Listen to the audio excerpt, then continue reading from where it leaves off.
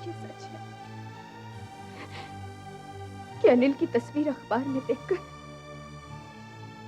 उससे मिलने की ख्वाहिश फिर से पैदा हो गई। लेकिन उसे ब्लैकमेल करने का मेरा इरादा नहीं था। इस बात के लिए मुझे रंजीत ने उकसाया था। उसी ने मुझे कहा था कि मैं अनिल को बदनाम करूं ताकि मीना से उसकी शादी टूट जाए और वो मोदी साहब की जायदाद का मालिक बन जाए। और मैं इस बात के लिए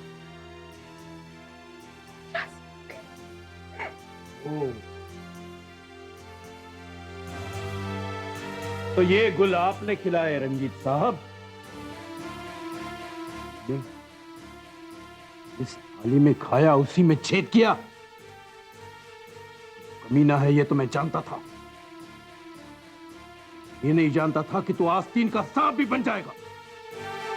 मेरा नाम भी मोदी है और सांप के सिर को कैसे कुचला जाता है ये मैं अच्छी तरह से जानता हूं।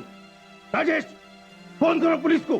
नहीं नहीं बेटे, मोदी साहब मेरे बेटे को माफ कर दीजिए प्लीज। मोदी साहब मुझे माफ कर दीजिए। मीने ये माफ कर दो। मेरी बेटी की जिंदगी बर्बाद करने पर तुला हुआ था तू। तुझे माफ कर दूं, तुझे माफ कर दूं, तुझे माफ कर दूं। मोदी साहब माफी करने के काबिल तो तू भी नहीं है। मेरी सहेली बनकर तू हमेशा मुझे भड़काती रही। मेरे पति और मेरी बेटी के खिलाफ मेरे कानों में जहर भरती रही तू। और तेरी बातों में आकर मैं पत्नी और माँ होने का दोनों का फर्ज भूल गई। अरे तू औरत नहीं, नागिन है, नागिन। एक नागिन ऐसे कुपूत को जन्म दे सकती है। हमने तेरी हालत पर तरस खाकर इसे नौकरी दी और तुझे रहने के लिए घर दिया। उसका ये बदला दिया तूने हमें। तू और तेरा बेटा हरगिज़ माफी के काबिल नहीं है। सजा इसे और इसके बेटे को सजा तो मुझे भी मिलनी चाहिए। मैं भी आपकी गुनहगार हूँ। मैं अपनी बेटी की भी गुनहगार हूँ। नहीं मम्मी, आप ये क्या कह रही हैं? नहीं बेटी, मैं तेरी माँ नहीं हूँ, दुश्मन होती। आप मेरी माँ हैं। देखा बिंदु, बुराई का अंजाम क्या होता है। आज तुझे अपनी ही बेटी के सामने जलील होना पड़ा सिर्फ इसलिए कि तूने इन कमीनों की बात मान ली। राजेश, ये लोग रहम के काबिल नहीं है। पुलिस के हवाले कर दो इन्हें। नहीं मोदी साहब, इसके लिए इतनी सजा काफी है। वीरेंद्र, प्रमोदनी को अपने किए की सजा मिल चुकी है। क्या ये सजा काफी नहीं है कि एक औरत होकर वो आज सबके सामने जलील हुई है। एक पत्नी होकर वो अपने पति के सामने जलील हुई और एक मां होकर अपने बच्चे के सामने जलील हुई। एक औरत के लिए इससे बड़ा अपमान हो ही नहीं सकता।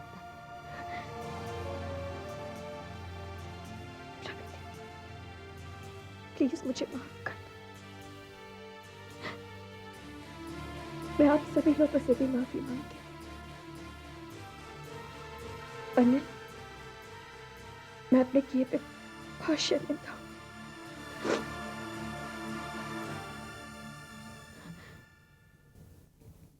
मीना, मैंने एक औरत होकर तुम्हारा अधिकार छीनने की कोशिश की। मैंने एक औरत होकर औरत का अपमान किया। प्लीज मुझे माफ कर देना। प्लीज मुझे माफ कर देना। चुप रहो। मुझे लगता है कि हम सबको इसे माफ कर देना चाहिए। क्यों मोदी साहब? हाँ बेटी, अगर तुम कह रही हो तो हम सब इसे माफ कर देंगे। मीना, तुम भी इसे माफ कर दो। हाँ प्रगति, एक औरत को माफ करना ही औरत का कर्तव्य है। प्रमोदनी, मैंने और अनिल ने तुम्हें माफ किया।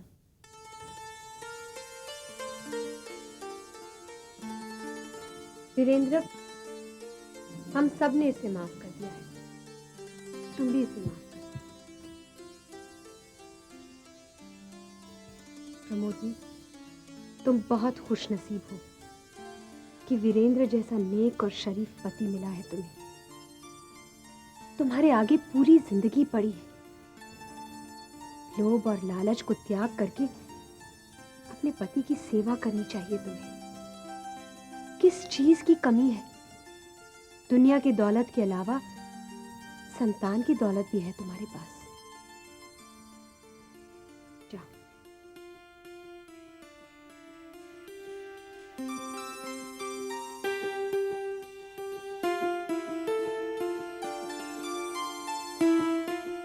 तुम माँ बेटे क्यों यहां बेशर्मों की तरह खड़े हो? धक्के मार के बाहर निकालो, निकल जाओ मेरे घर से।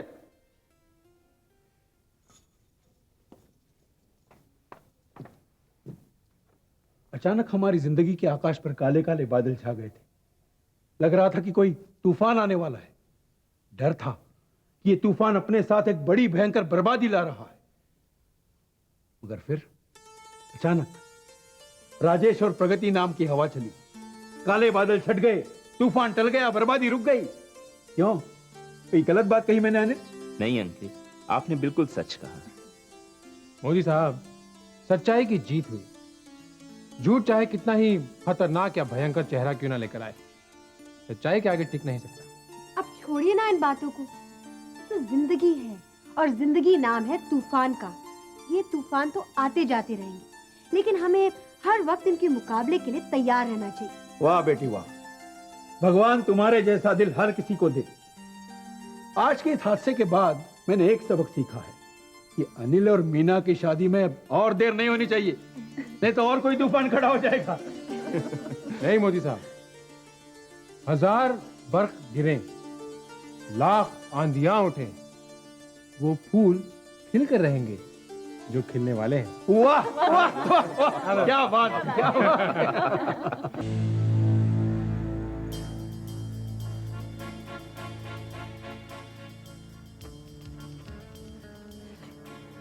बेटे रंजीत, आज की बेइज्जती, जिल्लत और अपमान ने मेरे दिल में ईर्ष्या, जलन और बदले की आग को भड़का दिया है।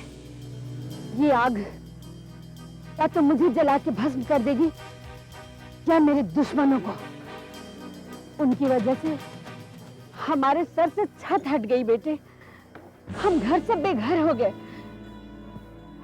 हमारे रहने का आसरा भी खत्म हो गया। तू क्या समझती है माँ, इस अपमान के बाद मैं खामोश बैठूंगा? नहीं माँ, हमारी जिल्लत और बेइज्जती की वजह से जिनके चेहरों पर हंसी के फव्वारे छूट रहे, मैं उनकी खुशियां छीन लूंगा, उनके चेहरे की हंसी छीन लूंगा और इतने आंसू दूंगा कि अगर वो जिंदगी भर भी रोते रहे तो उनके आंसू कम ना होंगे। हाँ बेटे, अनिल हमारे चंगुल में आ गया था। प्रमोदनी को मोहरा बनाकर हम मोदी के दौलत के करीब आ चुके थे, लेकिन राजेश और प्रगति ने हमारे सारे किए कराए पे पानी फेर दिया। राजेश और प्रगति ने हमारे बने बनाए काम को बिगाड़ दिया बेटे। प्रगति उमड़ी है माँ। मीना राजेश से प्यार करती थी। प्रगति ने ऐसी चाल चली कि मीना अनिल की झोली में आ गिरी और प्रगति बहुत ही सफाई से अपनी मोहब्बत को बचा कर ले गई। और तो और इसे मोदी की दौलत भी मिल गई, क्योंकि आज भी राजेश मोदी की दौलत पर नाक की तरह फन फैलाए बैठा हुआ है। और ये जो प्रगति क्रिएशंस की तू फैक्ट्री देख रही है माँ, ये भी मोदी की दौलत की बुनियाद पर खड़ी हुई है। कुछ भी कहो रंजीत, लेकिन इस लड़की के अक्ल की दाद देनी चाहिए। जानता हूं मां, लेकिन तू नहीं जानती कि इस प्रगति के कितने दुश्मन हैं। और ऐसे दुश्मन की जो कि इसकी बर्बादी के हर वक्त मंसूबे बनाए रखते हैं। मगर ताज्जुब है कि ये लड़की अभी तक जिंदा कैसे है। प्रगति की जिंदगी सिर्फ एक गोली की मोहताज है मां, और वो गोली कहीं से भी और किसी भी वक्त चल सकती है। बंदूकें भरी हुई है और सबका निशाना प्रगति पर है।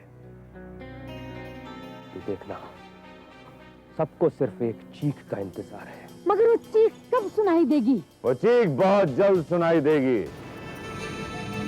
ठाकुर साहब, आप? हाँ रंजीत, मैं आज तक इस बुरी तरह से कभी नहीं हारा ठाकुर साहब, और इस हार ने मुझे आज रास्ते पर लाकर खड़ा कर दिया है। लेकिन फिर भी मैंने हार नहीं मानी ठाकुर साहब। मैं उन लोगों को छोड़ूंगा नहीं। अपनी बर्बादी का ऐसा बदला लूंगा कि उनकी आने वाली 7 पुश्तें भी कांप उठेंगी। रंजीत, तुमने जो कुछ भी खोया है वो सब कुछ तुम्हें वापस मिल सकता है। वो कैसे ठाकुर साहब? वो ऐसे कि जितने लोग तुम्हारी बर्बादी के लिए जिम्मेदार हैं वे सब हमारे भी दुश्मन हैं।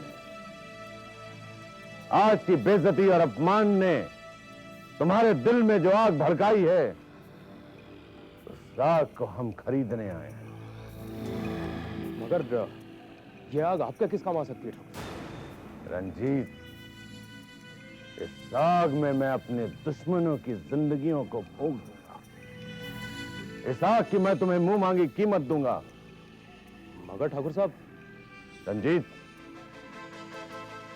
आज से तुम मेरे लिए काम करोगे, मेरे इशारे को मानोगे, मेरे हर हुक्म को आंख बंद करके मानोगे।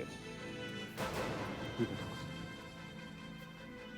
अगर मेरा गुस्सा और ये आग मेरे दुश्मन को जला सकता है, उन्हें बर्बाद कर सकता है, तो मैं आपका हर हुक्म आंख बंद करके मानूंगा। रंजीत, तुम अपने आप को बेघर मत समझो। तुम मेरी छत्र छाया में रहोगे। मैं आपका यह एहसान जिंदगी भर नहीं भूल ठाकुर साहब। रंजीत, ये एहसान नहीं, एक सौदा है, एक शर्त है। इस सौदे में मैंने तुम्हें खरीद लिया है। आज के बाद तुम मेरी शर्त मानोगे। मैं आपसे बिक गया ठाकुर साहब। मेरी जिंदगी पर अब आपका अधिकार है। मेरे हाथ अब आपके गुलाम हैं और मेरी टांगे अब आपके इशारों पर चलेंगी। आप जब चाहेंगे, जो चाहेंगे, मैं वही करूंगा। रंजीत, तब उसकी कीमत इतनी बड़ी मिलेगी कि तुम्हें किसी के आगे हाथ फैलाने की जरूरत नहीं पड़ेगी। आज से तुम और तुम्हारी मां हमारी निगरानी में रहेंगे। शुक्रिया ठाकुर साहब। आज से मेरी जिंदगी का सिर्फ एक मकसद है, प्रगति की बर्बादी, सिर्फ उसकी बर्बादी।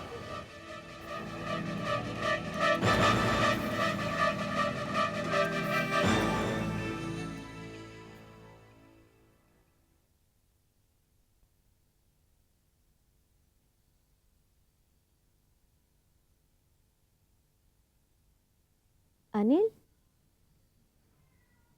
मीना, क्या बात है? तुम्हारी तबीयत तो ठीक है ना? हाँ मीना, मेरी तबीयत ठीक है। तो इस उदासी का कारण पूछ सकती हूँ मैं? मैं उदास नहीं हूं मीना। तो फिर? दरअसल मैं बहुत शर्मिंदा हूं। शर्मिंदा? किस बात के लिए? प्रबोधिनी वाली बात के लिए। प्रमोदनी वाली बात?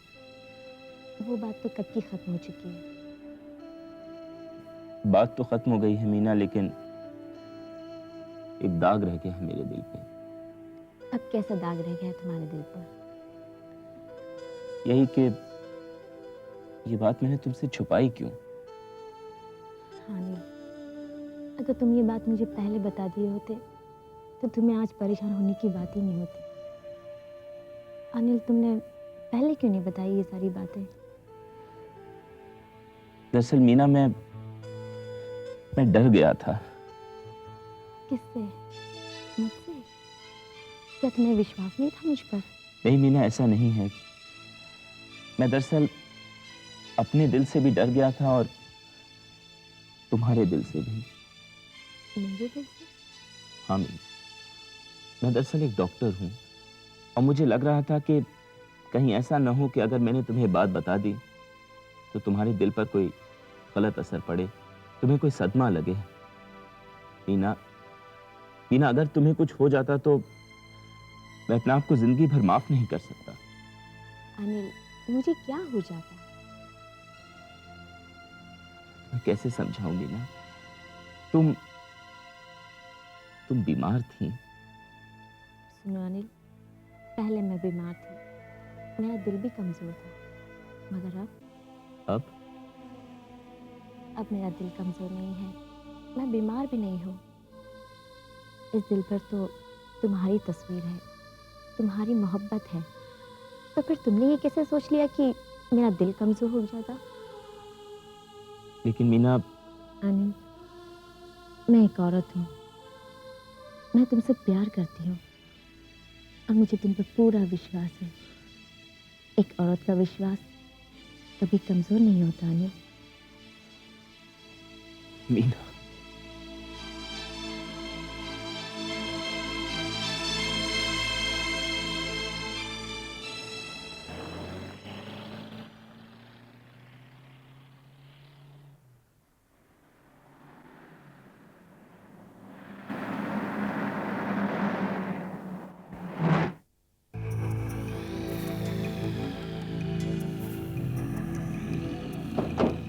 आइए। गंगवा, ओ गंगवा। नमस्कार ठाकुर साहब। नमस्कार गंगवा। गंगवा, ये है हमारी खास मेहमान, हमारे दोस्त की विधवा, और ये है रंजीत, उनका बेटा। इनको तो मैंने आपकी हवेली में आते जाते देखा है ठाकुर साहब। हाँ गंगवा, पहले कई बार देखा होगा, लेकिन अब ये यहाँ रहने आ रहे हैं। आज से इनका इंतजाम हमारे इस आउट हाउस में करवा दो। चिंता की कोई बात नहीं है ठाकुर साहब, अब ये हमारी जिम्मेदारी है, आपको शिकायत का मौका नहीं देंगे। रंजीत, गंगवा हमारा खास आदमी है। गंगवा, इन लोगों को अंदर ले जाओ और इनके रहने में किसी भी तरह की कोई कमी मत रखना। नहीं ठाकुर साहब। रंजीत, तुम आउट हाउस अच्छी तरह से देख लो, किसी चीज की कमी हो तो मुझे बता देना। आइए देखिए।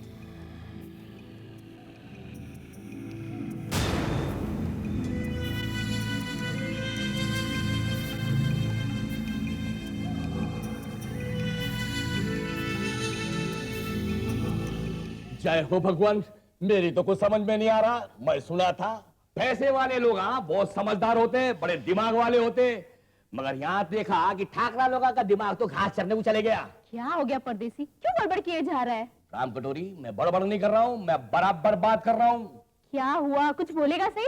देख, जिस शरीफ लोगों को घर में लाना चाहिए उन्हें तो ठाकरा लोग लाते नहीं, भलते लोगों को हवेली में घुसा के लेके आ गए। कौन भलते लोगों को हवेली में ले आए? ये ठाकरा लोग, एक माँ और एक उसका बेटा लेके आए। वो तो तेरे पेट में क्यों दर्द हो रहा है? ये हवेली उनकी है, वो चाहे जिसे भी ले आए, तू क्यों बीच में पड़ता है? हाँ? हाँ, अरे तेरे को क्या मालूम राम कटोरी, उन्हों माँ बेटे अच्छे लोग नहीं, बड़े बदमाश लोग लगते मेरे को, बड़े झगड़ालू लोग लगता है कहीं से झगड़ा करके गांव निकाले हैं, इसीलिए अपने ठाकरा लोग उसे प्यार से हवेली में लेके आ गए। अच्छा, प्यार से लेकर आ गए, ये तो बहुत अच्छी बात है। सहारा देना तो बहुत पुण्य का काम है। पाप और पुण्य की बात तू क्या जाने? अरे ऐसे पापियों को सहारा देना पुण्य का काम है क्या?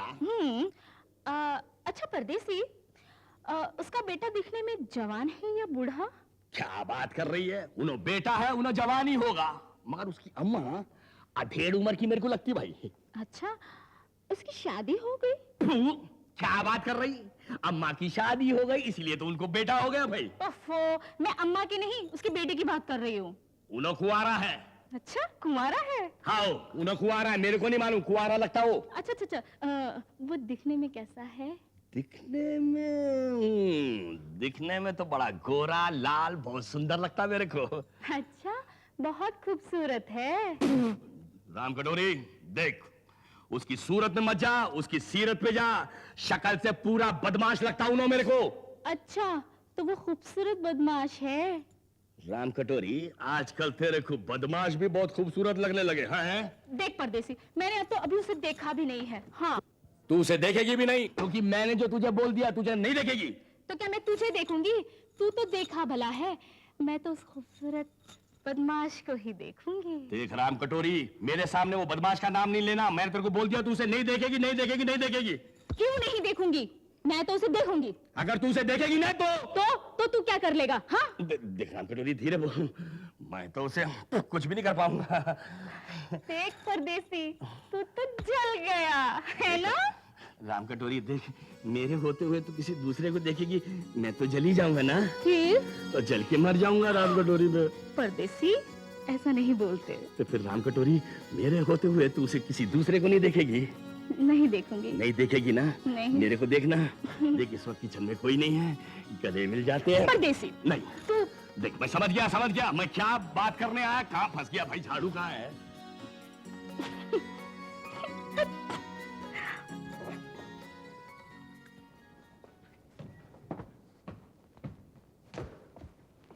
बाबूजी, ये क्या किया है आपने? क्या हुआ विनोद? ये किन लोगों को आप अपने साथ ले आए बाबूजी? विनोद, हम अपने साथ उन्हीं लोगों को लाए हैं जिन्हें इस वक्त हमारे सहारे की जरूरत है। बाबूजी, ये हारे हुए खिलाड़ी हैं। ये हमारे किस काम के हैं? ये तो बोझ है हम पर। विनोद, अगर तुम में जरा सी भी समझदारी होती तो नुक्ताचीनी करने की बजाय ये समझने की कोशिश करते कि हम जो भी काम कर रहे हैं उसमें कोई नुकसान नहीं होगा। मगर बाबूजी, इन लोगों को यहां रखने से हमें क्या फायदा होगा? फायदा है विनोद। षड्यंत्रों के खिलाड़ी हैं ये। एक खेल में ऐसी हार हुई है कि उस हार ने इनके वजूद को हिलाकर रख दिया है। वो कहावत सुनिए विनोद, कि मरता क्या ना करता। इनकी हालत उस घायल जानवर की तरह है जिसे अपने शिकारी की तलाश है, कि बदले की आग में पागल हो गए, और वो आग एक दिन हमारे दुश्मन को जलाकर राख कर सकती है। बाबूजी, रंजीत जैसे लोग ताकतवर नहीं होते। वो तो बड़े अवसरवादी, बड़े मौका परस्त लोग होते हैं। वो तो हवा का रुख देखकर पलटने वाले लोगों में से है। बाबूजी, आप किन पर भरोसा कर रहे हैं? विनोद बेटे, हमें इस बात की खुशी है कि तुम्हें आदमियों को परखने की सोच और समझ पैदा हो गई है। हम इस बात से भी इनकार नहीं करते कि ये लोग अवसरवादी हैं, मगर इसी के साथ साथ ये बेबस और लाचार हैं। पैसा इनकी कमजोरी है, लालची है ये। हार और बेइज्जती ने आज इनको हमारी चौखट के सामने लाकर खड़ा कर दिया है। ये हमारे हुक्म के गुलाम है बेटे, और हम इन्हें अपनी मर्जी से, अपने तरीके से इस्तेमाल करेंगे। विनोद बेटे, हमने दुनिया देखी है। अगर इन्होंने हमारी वफादारी से मुंह मोड़ा तो नुकसान इन्हीं का होगा, क्योंकि हम अच्छी तरह से जानते हैं कि जब घोड़ा सवारी के लायक नहीं रहता तो उसे गोली मार दी जाती है।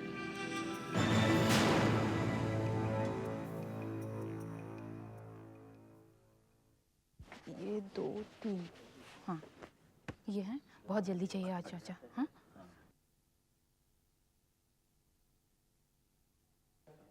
अरे ओ भोले है रमजान, तुम लोग यहाँ काम करने आए हो या गपशप करने?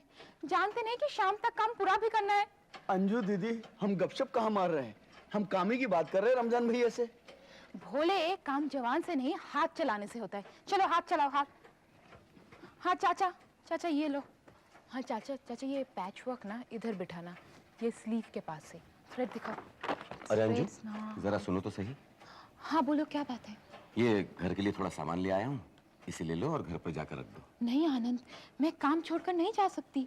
ज्यादा वक्त नहीं लगेगा, बस 10 मिनट की तो बात है। आनंद, आनंद क्या तुम नहीं जानते कि काम में समय 10 मिनट भी कितनी कीमती होते हैं? और मैं ड्यूटी पर हूँ, मैं नहीं जा सकती। लेकिन देखरेख के लिए तो राम दुलारे भैया है ना। अरे आनंद भैया, राम दुलारे उस्ताद की उस्तादी खत्म हो गई है। अब तो यहाँ सिर्फ अंजू दीदी का हुक्म चलता है। अच्छा, तो तुम इनका हुक्म मानते हो? क्यों नहीं। और इनसे डरते भी हो? डरते नहीं, प्यार करते हैं। वो हम सबका कितना ख्याल रखती है, सबके दुख दर्द में कितना काम आती है। अब बस भी करो रमजान भैया, तारीफों की पुल मत बांधो, काम करो काम। अंजू, तुम कितनी बदल गई हो। लगता है ये काम ही तुम्हारी जिंदगी बन गया है। हाँ आनंद, बड़ा सुख मिलता है, बड़ी शांति मिलती है इस काम से। देखो ना, ये काम एक तरफ मजदूरों को रोटी देता है तो दूसरी तरफ प्रगति को उसके लक्ष्य की ओर ले जा रहा है। देखा ना तुमने, मजदूरों के साथ साथ कितनी औरतों का भी भला कर रहे हैं ये काम। वो तो मैं देख ही रहा हूँ अंजू, और ये सब प्रगति के कारण हुआ है। जैसे सबकी जिंदगी ही बदल गई है। अब देखो ना, मैं भी कितना बदल गया हूँ। आनंद, तुम मुझे बातों में लगाकर काम की खोटी करवा रहे हो। अरे मैंने क्या किया, मैं तो सामान लेकर आया था। पर मैं तो नहीं जा सकती ना। ये लो घर की चाबी, और तुम खुद ही जाकर सामान रख दो। ठीक है। क्या बात है आनंद, क्या हो रहा है? कुछ नहीं त्रिपाठी जी, बस घर का थोड़ा सामान ले आया था। भाई सुना है अंजू के पास आजकल समय नहीं है सामान रखने के लिए, फैक्ट्री की देखभाल जो करनी है। त्रिपाठी जी, ये काम सिर्फ फैक्ट्री का नहीं, हम सबका है। ठीक कह रही हो अंजू, फैक्ट्री हम सबकी है और हम सब फैक्ट्री के हैं। वैसे त्रिपाठी जी, कुछ काम था आपको? कुछ नहीं आनंद, बस यहाँ से गुजर रहा था, सोचा मिलते चलो। ओके, अच्छा बाय। अब चलो तुम भी जाओ, मैं दोपहर में जाकर सारा सामान जमा दूंगी। चलो ठीक है जाओ। बाबा, चलता हूँ। हाँ रमजान। गुड मॉर्निंग प्रगति। गुड मॉर्निंग, आइए आइए, कहिए क्या बात है। प्रगति, बात खुशी की भी है और चिंता की भी। ये तो मैं पहली बार सुन रही हूँ, खुशी और चिंता एक साथ। वरना अगर बात खुशी की है तो चिंता कैसी, और चिंता की बात है तो खुशी कैसी। बात ही कुछ ऐसी है। ये बात है, तो बैठिए, बड़े ध्यान से मैं आपकी बात सुनूंगी।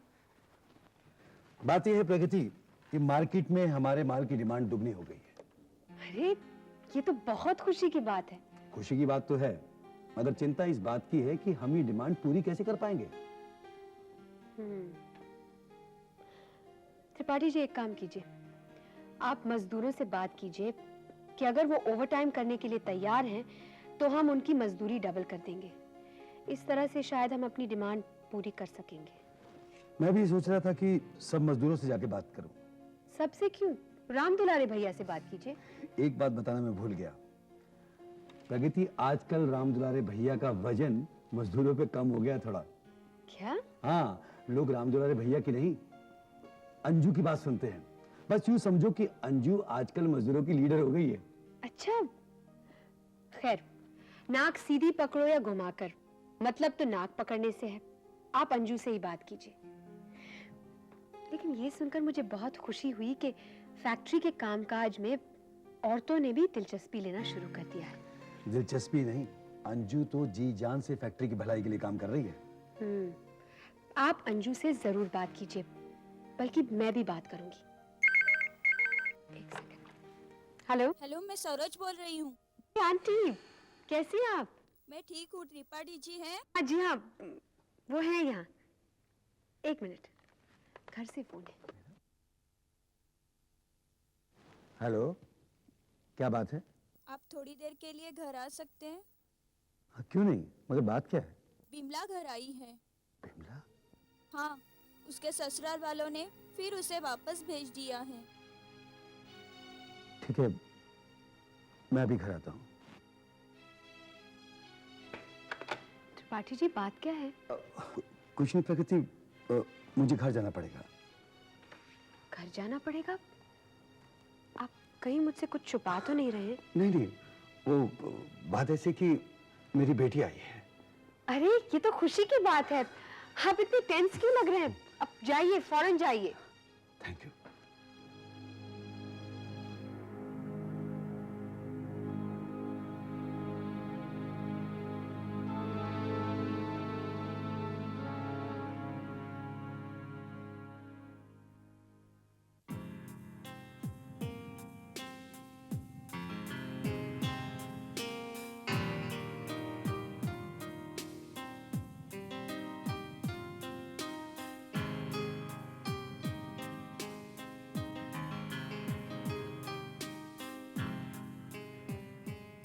तू अगर भूल भी जाए तो ये हक है तुझको। मेरी बात और है, मैंने तो मोहब्बत की है। प्रगति, शादी के लिए अब और कितना इंतजार करो अभी?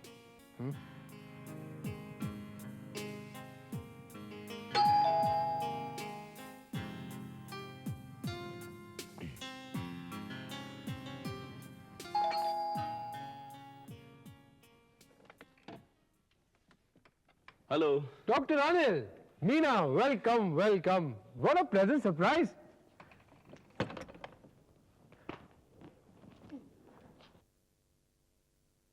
फर्स्ट एंड फॉरमोस्ट, क्या लेंगे आप लोग, चाय या ठंडा? घर में तो कोई नजर नहीं आ रहा। अगर हम कहें कि एक एक कप चाय हो जाए तो चाय तुम्हें बनानी पड़ेगी, क्योंकि मुझे चाय बनानी नहीं आती। What's the problem? चाय मैं बना कर लाऊंगा। नहीं नहीं, हम चाय नहीं पिएंगे। चाय नहीं पिएंगे? तो फिर ठंडा चलेगा, कोकोला, फैंटा। उसकी भी कोई जरूरत नहीं है राजेश। इसकी भी जरूरत नहीं है, उसकी भी जरूरत नहीं है। Anyway, as you wish. बताओ कैसे आना हुआ? राजेश, दरअसल अब हम लोग एक नई उलझन में फंस गए। नई उलझन?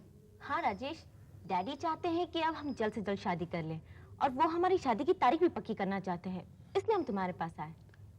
क्यों भाई, मैं क्या तुमको कोई पंडित या जोशी नजर आता हूँ जो तुम्हारी जन्म कुंडली पढ़कर तुम्हारे लिए एक अच्छी सी तारीख, एक अच्छा सा मुहूर्त ढूंढ निकालूंगा? नहीं राजेश, तुम पंडित तो नहीं हो, लेकिन क्या है कि हमारी शादी की तारीख तुम्हारे बिना पक्की नहीं हो सकती। क्यों? हाँ राजेश, ये सच कह रहे हैं, क्योंकि हम दोनों ने एक फैसला किया है। कैसा फैसला? फैसला ये कि जब तक तुम्हारी शादी नहीं हो जाती हम भी शादी नहीं करेंगे। क्या? हाँ, ये सच कह रहे हैं। और अगर मेरी शादी कभी हुई नहीं तो हम भी कभी शादी नहीं करेंगे। अनिल, तुम तो ये बात अच्छी तरह से जानते हो कि अगर मैं कभी शादी करूंगा तो वो प्रगति से हो। हाँ राजेश, दरअसल इसीलिए तो मैं तुम्हारे पास आया हूं। लेकिन ये फैसला मुझे नहीं, प्रगति को करना है, और मैं प्रगति से इस बारे में बात नहीं कर सकता। राजेश, क्या तुमने कभी भी प्रगति से इस टॉपिक पे बात की है?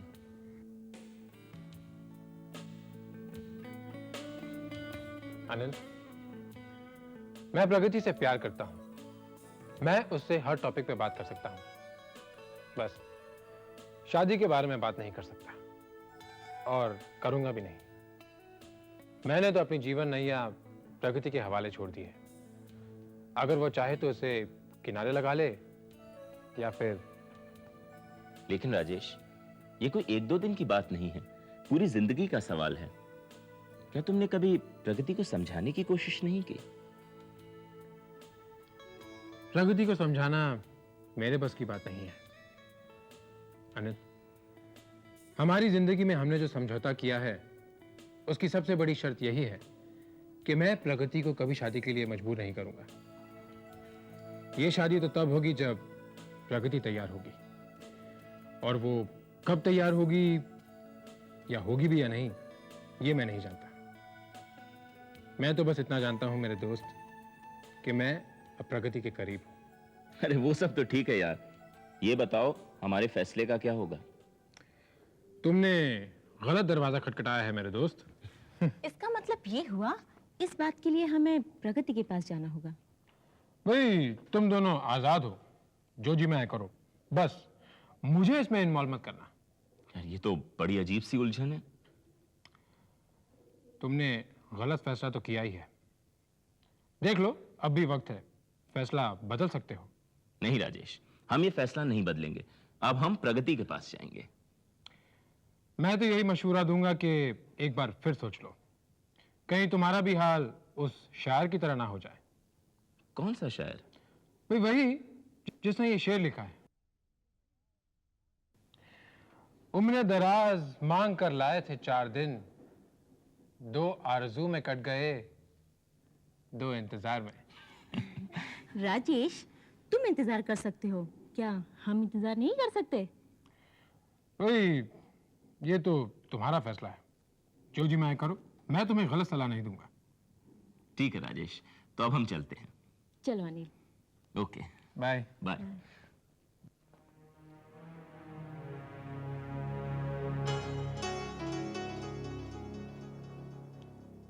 मुझे भी जवाब का इंतजार रहेगा। बेटी मत रो बेटी। नहीं माँ, इस शादी में मुझे सिर्फ तकलीफ, अत्याचार और अपमान के सिवाय कुछ नहीं मिला है माँ, कुछ नहीं। माँ, मुझ पर अत्याचार इसलिए करते हैं ताकि अपनी बेटी के आंखों में आंसू देखकर माँ बाप उनकी हर नाजायज मांग को पूरी कर देते हैं माँ। लेकिन इस बार मैं ऐसा नहीं होने दूंगी माँ, नहीं होने दूंगी। इसीलिए तो उन्होंने मुझे यहाँ लाके छोड़ा है। लेकिन मैंने भी उनको सब बता दिया माँ। मैंने उनको बोल दिया है कि अब मैं मेरे माँ बाप से कुछ नहीं मांगूंगी, मैं वापस खाली हाथ ही आऊंगी, खाली हाथ आऊंगी। बेटी, ये सिर्फ हमारा ही नहीं, हमारे समाज का, हमारे देश का दुर्भाग्य है। दहेज के लालच में ससुराल वाले ये नहीं सोचते कि वो दूसरे की बेटी पर अत्याचार कर रहे हैं। कल उनकी बेटी को भी तो दूसरों के घर जाना। जब उनकी बेटी पर अत्याचार होगा तो क्या बीतेगी उनके दिल पर। बेटी, मैं भी दहेज के खिलाफ हूं। मैं तो लोगों से यहां तक कहता हूं कि प्रथा बुरी है, ये नासूर है जो हमारे समाज को खोखला कर रहा है। मगर जब अपनी बेटी का सवाल आता है तो जैसे सब कुछ भूल जाता हूं। इस नासूर को उखाड़ने की बजाय उनकी हर मांग पूरी कर देता हूं। बेटी, ऐसा करके मुझे लगता है कि जैसे मैं अपनी बेटी की खुशियां खरीद रहा हूं, उसका अमन खरीद रहा हूं, उसका चैन खरीद रहा हूं। अब तो ना उगलते बनता है और ना निकलते।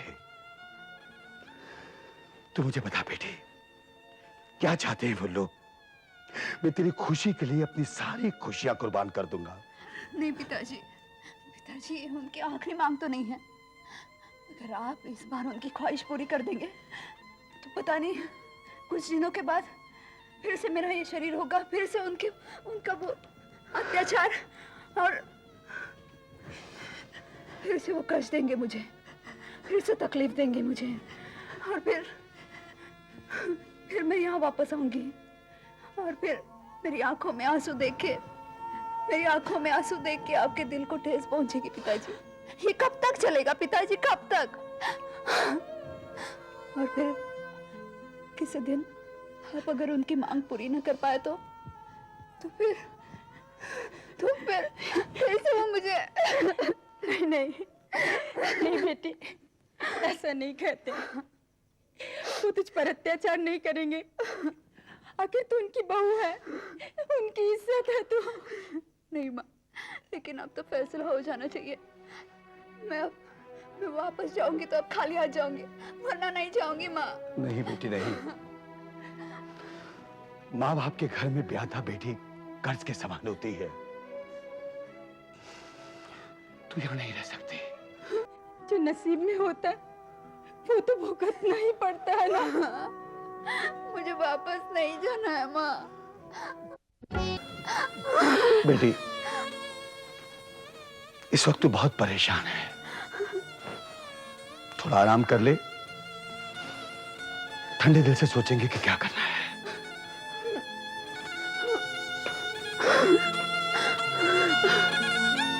बेटी, मुकद्दर का लिखा टाला तो नहीं जा सकता है ना।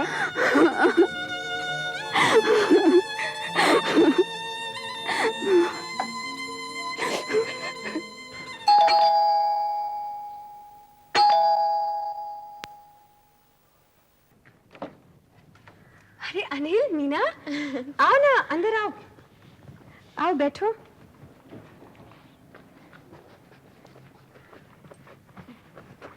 अच्छा ये बताओ कि आज मेरी याद कैसे आ गई, और वो भी एक साथ? प्रगति, बात ही कुछ ऐसी है कि हम दोनों को एक साथ आना पड़ा। कहीं शादी की इनविटेशन देने के लिए तो नहीं आए हो? नहीं नहीं, ऐसी बात नहीं है। हम दोनों तो इतनी जल्दी शादी नहीं करेंगे। तो फिर बात क्या है? हमारी शादी में एक रुकावट आ गई है। कैसी रुकावट? अब तो प्रमोदिनी का मामला भी खत्म हो गया है। वो मामला तो खत्म हो चुका है, लेकिन एक और प्रॉब्लम आ गई है। एक और प्रॉब्लम? हाँ प्रगति, राजेश की प्रॉब्लम। राजेश की प्रॉब्लम? देखो प्रगति, राजेश मेरा दोस्त है, उसने मेरी मोहब्बत को कामयाब बनाया, इसलिए मैंने भी ये डिसाइड किया है कि जब तक राजेश की शादी नहीं हो जाती हम भी शादी नहीं करेंगे। राजेश की शादी? हाँ। तुमने राजेश से इस बारे में बात की है? प्रगति, हमने उससे बात तो की है। और उसने क्या कहा? सच सुनोगी प्रगति? सच सुनने की आदत है मुझे। राजेश तुमसे बहुत प्यार करता है। देखो मीना, प्रगति तुम मेरी बात तो सुनो। वो कहता है कि वो तुमसे प्यार करता है, वो तुम्हारे बगैर रह नहीं सकता है, और वो शादी करेगा तो सिर्फ तुमसे शादी करेगा और किसी से नहीं। तो इसका मतलब है कि राजेश ने तुम्हें यहाँ भेजा है? नहीं प्रगति, हम खुद आए हैं। ये कहने के लिए कि मुझे राजेश से शादी करनी पड़ेगी? हाँ प्रगति, यही सच है।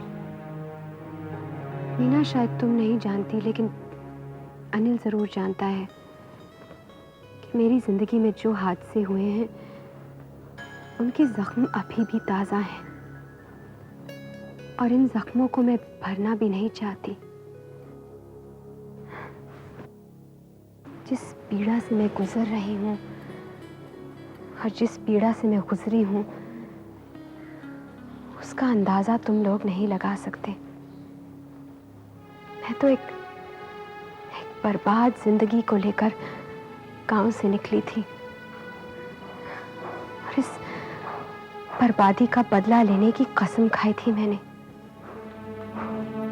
और इस कसम को पूरी करने के लिए मैंने क्या कुछ नहीं किया।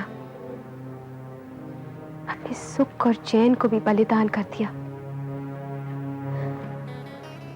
आज मैं जिस मुकाम पर हूं, मेरी जो फैक्ट्री है वो तो मोर्चा है आगे की लड़ाई का, मेरी मंजिल तक पहुंचने का। माँ और गौरव को पाकर भी मैं उनसे मिल नहीं सकी। माँ के तड़पने का तमाशा मैं देखती रही। जी तो चाहता था कि उसके कंधे पर सर रखकर मैं खूब रोऊं, लेकिन ये भी नहीं कर सकी, क्योंकि मैं जानती थी कि अगर मैं माँ और गौरव से पहले मिलती तो मेरी सारी कोशिशें, सारे जतन बेकार हो जाते। लेकिन अब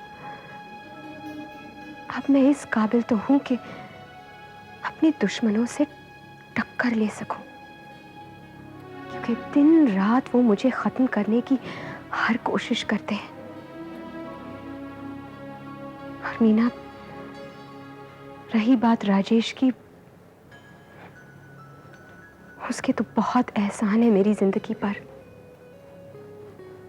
और ये कर्ज मुझे चुकाना ही पड़ेगा।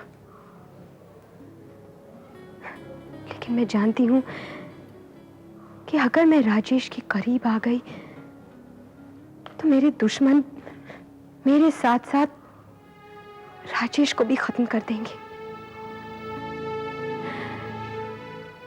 मैं अपनी जिंदगी की कुर्बानी जरूर दे सकती हूँ, लेकिन अपने लिए राजेश की जिंदगी को दांव पर नहीं लगा सकती। हरगिज़ नहीं।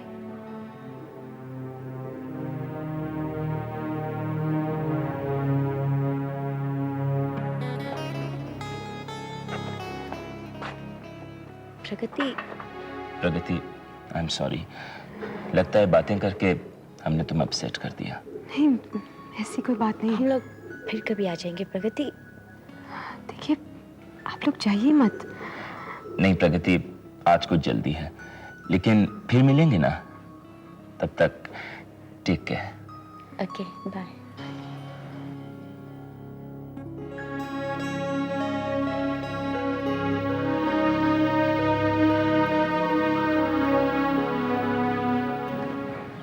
अब क्या करें? मीना, प्रगति ने हमको जो कुछ भी बताया है ठाकुर रुद्र प्रताप और विनोद के बारे में, वो तो हम पहले से जानते थे, लेकिन इस लड़ाई का अंजाम क्या होगा ये कोई नहीं जानता। हाँ, एक बात सच है कि प्रगति की लड़ाई उस दिन तक खत्म नहीं होगी जब तक वो ठाकुरों से बदला नहीं ले लेती। ये सब कुछ तो सच है, मगर प्रगति ये लड़ाई अकेले नहीं लड़ सकती अनिल। उसे हम सबकी मदद की ज़रूरत है। और मैं ये भी जानती हूँ कि राजेश प्रगति से इतना प्यार करता है, और उसका सबूत उसने गोली खाकर दे दी थी। हाँ मीना, लेकिन प्रगति अभी शादी नहीं करना चाहती। वो सोचती है कि अगर वो शादी करेगी तो वो अपने मकसद को भूल जाएगी। हालांकि मुझे लगता है कि राजेश से शादी करने के बाद राजेश उसकी कमजोरी नहीं बनेगा, बल्कि उसकी ताकत बनेगा। मगर ये बात प्रगति को समझाएगा कौन? हम समझाएंगे ना। मगर वो तो किसी की बात सुनने को तैयार ही नहीं है, बल्कि खुद राजेश बाबू भी अपनी जिंदगी की कश्ती प्रगति के हवाले कर दी है, और अब राजेश भी उससे शादी की बात नहीं करेगा।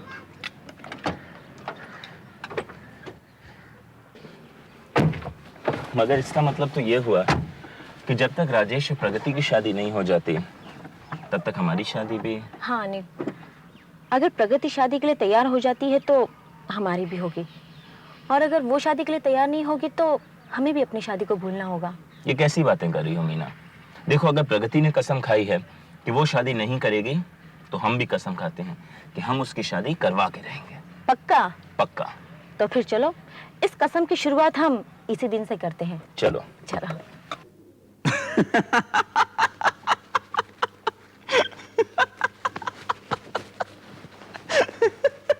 मजा आ गया ईसा भाई। अरे क्या मजा आ गया?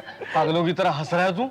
तबीयत तो ठीक है तेरी? अरे ईसा भाई, अकबर बीरबल के लतीफे पढ़ रहा हूँ, हंसी तो आएगी ना। अच्छा, अकबर बीरबल के लतीफे? तो भैया अकेले अकेले क्यों हंस रहा? हमें भी सुना कोई लतीफे। हाँ, सुनो ईसा भाई, एक बार क्या हुआ, बादशाह अकबर ने बीरबल से पूछा कि बीरबल ये बताओ कि किसका हाथ ऊपर होता है और किसका हाथ नीचे। मगर यार ये लतीफा था। लतीफा अभी पूरा क्या हुआ ईसा भाई? ये तो एक सवाल था सिर्फ। वही मैं सोचूं। ठीक है ठीक है। तो फिर बीरबल ने क्या कहा? बीरबल खामोश हो गया। तो बादशाह सलामत ने कहा, क्या बात है बीरबल, जवाब दो इसका। तो बीरबल ने कहा कि बादशाह हुजूर, पहले इसका जवाब आप दीजिए। हाँ, इसका मतलब बीरबल के पास इसका जवाब नहीं होगा। अरे सुनते जाओ ईसा भाई। आप बादशाह सलामत को आ गया गुस्सा। उन्होंने कहा कि बीरबल, इसका मतलब तुम्हारी अकल पे पत्थर पड़ गए? ऐसी छोटी छोटी सवालों का जवाब नहीं है तुम्हारे पास? सही बोला। तो बीरबल ने कहा, बादशाह सलामत, इसका फैसला तो आपके जवाब देने के बाद में किया जाएगा। हाँ। तो फिर अकबर बादशाह ने क्या जवाब दिया? तब अकबर बादशाह ने कहा कि इतनी सीधी सी बात है बीरबल कि लेने वाले का हाथ नीचे होता है और देने वाले का हाथ ऊपर होता है। अरे वाह, बिल्कुल सही जवाब दिया अकबर बादशाह ने। फिर बीरबल ने क्या कहा? बीरबल ने कहा, बादशाह सलामत, हमेशा ऐसा नहीं होता है। कभी कभी देने वाले का हाथ नीचे होता है और लेने वाले का हाथ ऊपर होता है। अरे भाई, ऐसे कैसे कह दिया बीरबल ने? कह दिया ना। तो बादशाह सलामत ने भी कहा कि ये क्या बात बनी, भाई मिसाल देकर के समझाओ। देखा, अकबर बादशाह ने मांग ली ना मिसाल बीरबल से। अब तो बीरबल की सिट्टी पिट्टी गुम हो गई होगी। भाई कहाँ से लाएगा ऐसी मिसाल जिसमें देने वाले का हाथ नीचे और लेने वाले का हाथ ऊपर हो? यही तो बात है, ऐसे ही सवालों का जवाब देने के लिए तो बीरबल मियाँ पैदा हुए थे। हाँ भाई, ये बात तो है। बीरबल ने कहा कि बादशाह सलामत, अगर जान की अमान पाऊं तो एक अर्ज करूं। उन्होंने कहा कि हाँ बोलो। उसने कहा कि फर्ज कीजिए कि आप स्त्री हैं और मैं पुरुष, और मैं आपकी मांग भरना चाहता हूं और आपके हाथ में सिंदूर है, तो मैं सिंदूर कैसे लूंगा? ऐसे। तो फिर क्या हुआ, देने वाले का हाथ नीचे हुआ और लेने वाले का हाथ ऊपर हुआ कि नहीं हुआ? भाई वाह, क्या दूर की कौड़ी लेकर आया था बीरबल। बीरबल है। लेकिन बीरबल को ये नहीं पता कि एक मिसाल और भी है जो मुझे मालूम है। एक मिसाल और है? हाँ, अरे क्या बात कर रहे हैं? हाँ, हम भी बीरबल से कम थोड़ी हैं। एक मिसाल हमारे पास और है जिसमें देने वाले का हाथ नीचे और लेने वाले का हाथ ऊपर रहता है। अच्छा, बताइए कैसे होगा ईसा भाई? अब भाई हम बताते हैं। बताइए। आजकल के मॉडर्न जमाने में रिश्वत यानी कि घूस अंडर द टेबल दी जाती है, जिसमें देने वाले का हाथ नीचे और लेने वाले का हाथ ऊपर होता है। अरे हाँ, ये तो बड़े पते की बात कही आपने ईसा भाई। ऐसे में एक बात कहने को दिल कर रहा है, ईसा भाई 16 आने सच कहता है। अरे 16 आने के बच्चे, तुमसे बड़ा भाई का चमचा मैंने आज तक नहीं देखा। भाभी जान भी 16 आने सच कह रही हैं। चुप, वो बात तो सही है, लेकिन मुझे एक बात बताओ, सुनोबर इतने वक्त से आई हुई है, बाहर भी नहीं निकली, क्या बात हो रही थी तुम दोनों औरतों में? कोई राज की बात थी क्या? हाँ, राज की बात ही समझो। राज की बात ही समझो। अच्छा, वाह भाई वाह। भाई हम भी सुनेंगे ये राज की बात। हाँ ठीक है, आप भी सुन लीजिए। तो सुनाइए। क्या बात कर रही हो तुम? अरे तुम्हारा दिमाग फिर गया है क्या? अरे अकल इसके घुटनों में चली गई है क्या? अरे ऐसी बात करती है ये और बोलती है राज की बात है। अरे ये कोई राज की बात है भाई? मगर अरे ये तो खुशखबरी है, और ऐसी खुशखबरी जो मेरे कान में बोल रही है कि ये राज की बात है। अरे ये खुशखबरी सबके सामने सुनाई होती तो अभी ईसा भाई खुशी से नाच रहा होता। अरे ईसा भाई, मगर खुशखबरी है क्या? अरे तू भी सुनेगा ना तो तू भी खुशी से नाच उठेगा। अरे मैं नाचूंगा ईसा भाई, मगर खुशखबरी तो सुनाओ। खुशखबरी? तो नाचने के लिए तैयार हो जा। ठीक है, मैं तैयार हूँ। सुना दो क्या? अरे ईसा भाई, खुदा के वास्ते जल्दी सुनाओ ना। अरे नहीं भैया, नहीं सुनाएंगे। अरे ईसा भाई प्लीज सुना दो ना। तो सुन ले। हाँ? अरे अपनी सुनोबर माँ बनने वाली है। क्या? हाँ, और हम दोनों नाना। अरे ईसा भाई, मुबारक हो ईसा भाई। भाभी जान, इस खुशी के मौके पे आप भी गले लग के मुबारकबाद ले लो। चल ले कट्टू। अरे अरे भाभी जान, मेरी बात कहा जा रहा है, पहले मुझसे तो अच्छी तरह गले मिल ले। अरे ईसा भाई, अब तुझे मैंने गले मिलने को कहा था, गले पड़ने के लिए नहीं। और सुन, अब वक्त नहीं है, खूब दावत देंगे, सबको बुलाएंगे, धूमधाम से दावत की तैयारी शुरू कर। बिल्कुल। अरे ईसा भाई, अरे फिर गले पड़ रहा तू। चल सनोवर, माँ बनने की खुशखबरी तुमने सबसे पहले मुझे सुनाई थी ना? गलत। माँ बनने की खुशखबरी सबसे पहले मैंने तुम्हें नहीं सुनाई थी। अरे तुमने ही तो ये बात मुझसे कही थी। तुम भूल रहे हो अब्बास, मैंने तुमसे पहले ये कहा था कि तुम बाप बनने वाले हो। बात तो एक ही है ना? हाँ, बात तो एक ही है, लेकिन कहने का अंदाज अलग है। सनोवर, जानती हो ये खुशखबरी हमारे घर में बरसों बाद आई है। हाँ अब्बास, और ये खुशी मेरे अब्बू के घर में 17 साल बाद आई है। 17 साल बाद? तो क्या तुम्हारी उम्र 17 साल है? अब्बास, मेरी उम्र 17 साल कैसे हो सकती है? मेरे अब्बू का घर, यानी कि मूसा चाचा भी तो है ना, उनका भी तो एक बेटा है, उसकी उम्र 17 साल है। हो, तो ये बात है। खैर, ये बताओ, लड़का होगा या लड़की? तुम्हें क्या चाहिए? पहले तुम बताओ। मुझे तो बेटा चाहिए। बेटा? क्यों, तुम्हें बेटा नहीं चाहिए? नहीं सनोवर, बेटा होगा तो मुझ जैसा ही होगा। बेटा होकर मैंने क्या कर लिया जिंदगी में? माँ बाप को दुख ही तो दिया है मैंने। इस बात का मुझे हमेशा अफसोस रहा है कि मेरी कोई बहन नहीं है। और अब ये एहसास जिंदगी भर रहेगा, क्योंकि अब तुम्हारी बहन तो हो ही नहीं सकती। मगर बेटी तो आ सकती है ना? बेटी होगी तो तुम्हारी जैसी होगी, प्रगति जैसी होगी। अब्बास, एक बात कहूं, तुम मेरा मुकाबला प्रगति से क्यों करते हो? सच पूछो तो आज मेरे पास जो कुछ भी है ना, सब प्रगति का ही तो दिया हुआ है। मेरी जिंदगी, तुम्हारी जिंदगी, हमारे आने वाले बच्चे की जिंदगी, सब प्रगति की वजह से है। उसने सबके लिए सब कुछ किया, लेकिन उसकी अपनी जिंदगी, पता नहीं वो राजेश से शादी क्यों नहीं करती। मैंने उसे कई बार कहने की कोशिश की है, लेकिन उसने मेरी बात टाली है। अब जब वो मिलेगी ना, तब मैं उसे सीरियसली पूछूंगी।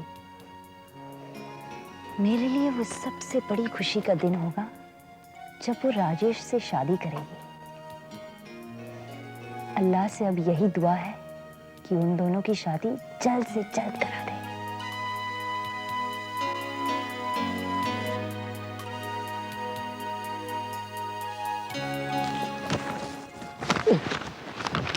एक पेपर मिला वो भी गलत। ये कैसे हो सकता है? क्या खा सकती है ये कमबख्त? इनमें से तो कहीं नहीं है। ये भी। तू यहाँ बैठा बैठा क्या कर रहा है? तू उधर इधर खिसक इधर।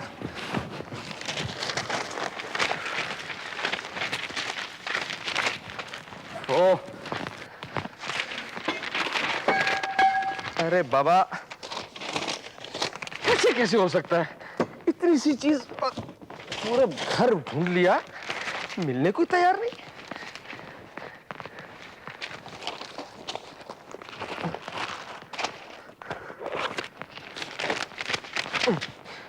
अब तुम बैठी बैठी क्या देख रही हो? मैं देख रही हूँ कि तुम ढूंढ क्या रहे हो। मूसा, बता अपनी भाभी को मैं क्या ढूंढ रहा हूँ। मैं क्या बताऊं ईसा भाई, मैंने आपसे पूछा आप क्या ढूंढ रहे हैं तो आपने कहा जब मिल जाएगी तो बता दूंगा। अब मैं कैसे बताऊं? क्या बात कर रहा है? मैंने तुझे बताया नहीं था कि मैं क्या ढूंढ रहा हूँ? नहीं बताया ना। अरे यही तो गलती हो गई ना। अगर मैंने तुझे बता दिया होता कि मैं क्या ढूंढ रहा हूँ तो ढूंढने में तू मेरी मदद कर सकता था। जाहिर सी बात है। हाँ, तो आप बता दो ना ईसा भाई क्या ढूंढ रहे हो? अरे भाई दरअसल मैं वो लिस्ट ढूंढ रहा हूँ भाई, मेहमानों की जो दावत देने के लिए हमने बनाई थी। ईसा भाई, आपने वो मिसाल सुनी है? क्या? बगल में बच्चा शहर में ढिंढोरा। देख, बीरबल अकबर की कहानियां सुनाते सुनाते तो अब मिसालों में मत घुस भाई। इस मिसाल का इससे क्या ताल्लुक है? ताल्लुक ये है ईसा भाई कि जिस लिस्ट को आप सारे घर में ढूंढते फिर रहे हैं वो आपकी जेब में रखी है। क्या बात कर रहा है? कभी हो ही नहीं सकता मेरी जेब में, और लिस्ट हो ही नहीं सकती। लिस्ट तो यही है। अरे यही लिस्ट। अब तुम मेरा मजाक मत उड़ाओ। अरे एक लिस्ट से मेरा सठियाना। खैर छोड़। देख, अब बाहर जाने से पहले ये लिस्ट अच्छी तरह से चेक कर ले। हाँ। कहीं किसी का नाम रह तो नहीं गया भाई? नहीं ईसा भाई, मैंने चेक कर लिया था, किसी का भी नाम नहीं रहा है। हाँ ईसा भाई। हाँ, क्या हुआ? एक नाम तो रह गया इसमें। अब कौन सा रह गया भाई? राजेश का नाम कहाँ लिखा आपने? तौबा, राजेश का नाम कैसे छूट गया भाई? तो एक काम कर, तू जल्दी से राजेश का नाम लिख दे। हैं? और सुन, न्योता देने राजेश को हम नहीं जाएंगे। क्यों? अरे भाई, अपनी प्रगति बिटिया को भेजेंगे राजेश को न्योता देने के लिए। वो क्यों ईसा भाई? इतना बड़ा मुस्टंडा हो गया लेकिन अकल फिर भी घुटनों में ही है ना, अपनी भाभी की तरह। अरे भाई, प्रगति को अगर राजेश के पास न्योता देने भेजेंगे तो दोनों में नजदीकियां और हो जाएंगी कि नहीं? अरे हाँ ईसा भाई, 16 ने सच बोलता है।